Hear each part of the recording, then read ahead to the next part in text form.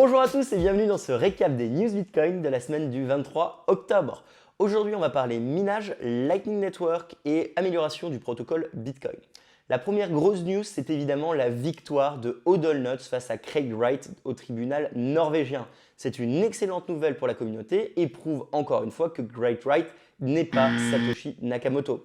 En effet, le tribunal de Norvège a considéré que les documents fournis par Craig Wright, aka Fake Satoshi, sont des faux. La bataille n'est néanmoins pas terminée pour Hodl Nuts, même si c'est une très belle victoire pour la communauté Bitcoin, car la suite va se dérouler en Angleterre pour le combat, on va dire, international. Pour rappel, à cause de cette attaque en justice et des actions de Craig Wright, beaucoup de développeurs Bitcoin se sont vus forcés d'arrêter de développer sur le protocole et en Angleterre, on a même dû interdire le partage du white paper. Donc c'est une bonne chose d'avoir gagné, on continue, on lâche rien, bravo Hodl Nuts.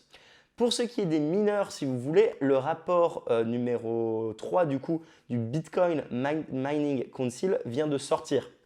Il y a donc une présentation de 1 heure de Michael Saylor qui l'explique. Je vous mets le rapport dans la description. Les quelques stats intéressantes sont surtout sur la part de distribution des machines dans l'industrie du ménage. Également, le hash rate, comme vous le savez, est en plein boom avec une augmentation quasiment de 76% d'année en année. Et la part d'énergie renouvelable dans le minage en général continue d'exploser avec une augmentation de 10%. C'est très bullish. Ces rapports sont très détaillés. Par contre, faisons attention tout de même. De plus en plus de sociétés de minage sont dans ce type de rapport et donc on pourrait imaginer un lobby du minage un petit peu trop puissant qui pourrait accepter les lois et régulations américaines. N'oublions jamais que la priorité de Bitcoin, c'est la décentralisation et le minage est un point relativement sensible. On va passer maintenant au récap de l'entonnoir du Bitcoin, notre podcast hebdomadaire tous les dimanches. Les sujets cette semaine, c'était LRay, une super amélioration sur la couche de communication pair à pair du protocole Bitcoin. Pour vous le faire simple, ça a amélioré la façon dont les nœuds communiquent entre eux et donc comment on envoie une transaction. Grosso modo, pour vous, ce que vous devez comprendre, c'est que grâce à cette amélioration qui a pris quasiment 2 ans à être développée et intégrée, aujourd'hui, la bande passante nécessaire pour faire tourner un nœud Bitcoin a baissé quasiment de 10 fois, voire 17 fois. Donc, cette amélioration est super pour 3 points. Ça va permettre d'avoir des nœuds dans les régions avec une très faible couverture d'Internet, Afrique, Amérique centrale, jungle rurale. Ça va augmenter la connectivité des nœuds. Forcément, aujourd'hui, un nœud Bitcoin était connecté environ à 8 autres nœuds parce que ça demandait une bande passante par nœud. Aujourd'hui, avec LRay, il y aura une possibilité de se connecter par exemple à 32 nœuds sans pour autant consommer plus de bandes passantes. Donc le réseau va être beaucoup mieux connecté si vous le désirez. Alors, ça peut se débattre s'il y a une utilité ou non. Je vous invite d'ailleurs à venir au podcast de mercredi, le Space Cake numéro 7, où le sujet ce sera LRay dans un point de vue détail technique. Enfin, le troisième point intéressant de cette mise à jour de Bitcoin, c'est évidemment qu'on va avoir plus de vie privée. Ça va augmenter la difficulté pour un attaquant de pouvoir tracer votre transaction partant de votre nœud. Donc vous avez un nœud Bitcoin, il est connecté à votre portefeuille, vous envoyez de l'argent, quelqu'un pourrait potentiellement dire « et cette transaction vient de ce nœud ». Avec LRay, ça va être beaucoup plus compliqué de faire ça. Donc c'est super bullish. Le deuxième sujet de l'entonnoir de Bitcoin, ça a été NBD, No Big Deal. No Big Deal, c'est un consensus de projets open source animé par Zebedee. Zebedee, pour ceux qui sachent, c'est ceux qui ont créé un mode Lightning Network pour le Counter-Strike. Grosso modo, ça permet, quand tu fais un headshot ou quand tu tues quelqu'un sur Counter-Strike, de gagner des satoshi. Donc c'est une façon assez cool de gagner ses premiers sats sans forcément investir. Il suffit juste de jouer à Counter-Strike via un mode.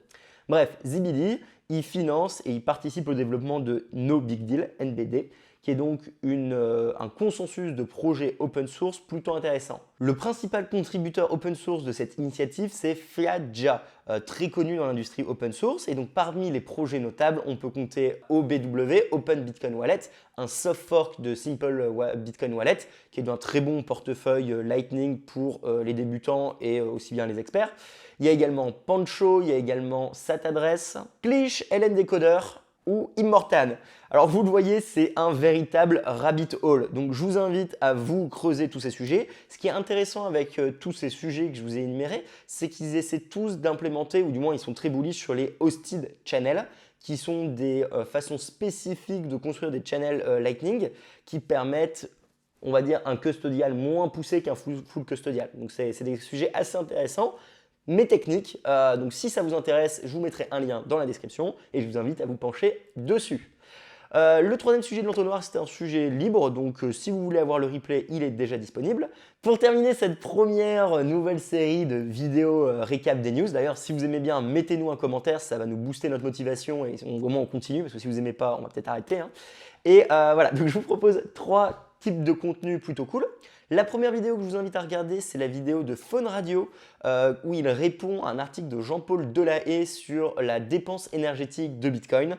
45 minutes très croustillantes avec un texte bien travaillé pour vous aider à argumenter dans le débat de l'écologie, de la consommation énergétique de Bitcoin. La deuxième vidéo, ce serait celle de Kevin de Revolt à Surfing Bitcoin qui vient d'être mis en replay où il vous parle de l'attaque étatique et comment Bitcoin va être attaqué par les États et comment potentiellement nous pouvons nous défendre. Speech incroyable de 30 minutes.